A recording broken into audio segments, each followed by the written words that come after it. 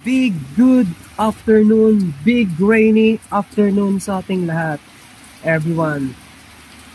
Day 4 of chicken content ng pagbablog natin. Grabe, bagyo na po dito sa amin.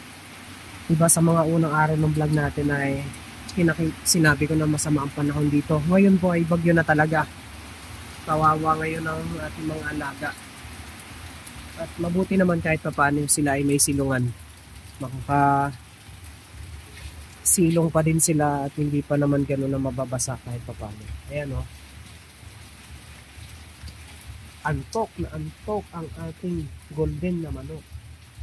At yun, anong matatawag natin dyan? Mangyan, aswang na manok. Let's go!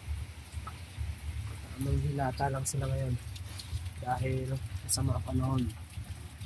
Kapag ang tao nagtatago kapag bagyo, parang ganun lang din sila. Parehas lang natin yun sila. Kaya God bless sa atin. At mag-ingat po tayo lagi sa mga lugar na tinamaan ng bagyo dyan, mga maulan, binabaha na.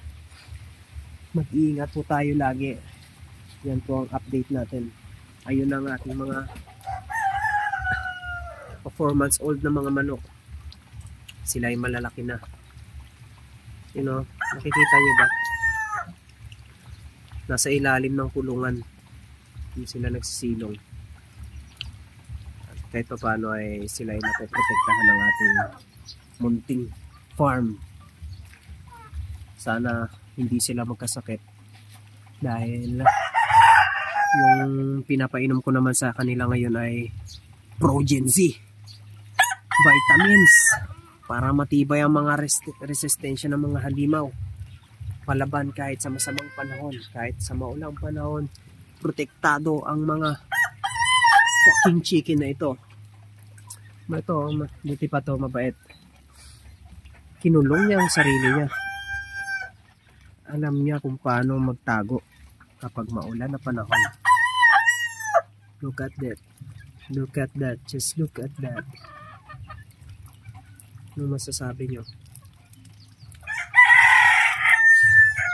Ayan. Diba? So everyone, thank you sa panonood nyo ng ating maikling vlog na ito. Sana umabot sa lugar nyo ang video na ito. Ayan. Balaw. Bulik. 4 months old to 5 months. Yes sir. At tuwing nakikita ako nila ng mga manok na to, nagsisilabasan sa kanilang kampo. Laging pagkain yung hinihintay. Binikya na sila eh. Laging gutom. Siguro baka kulang sa medyo kapos tayo ngayon sa budget eh. Pangpakain sa kanila, kaya control muna tayo. Importante may nakakain sila. Kaya thank you everyone. Hanggang sa muli. Dito muna natin tapusin ang maikling kwento na ito.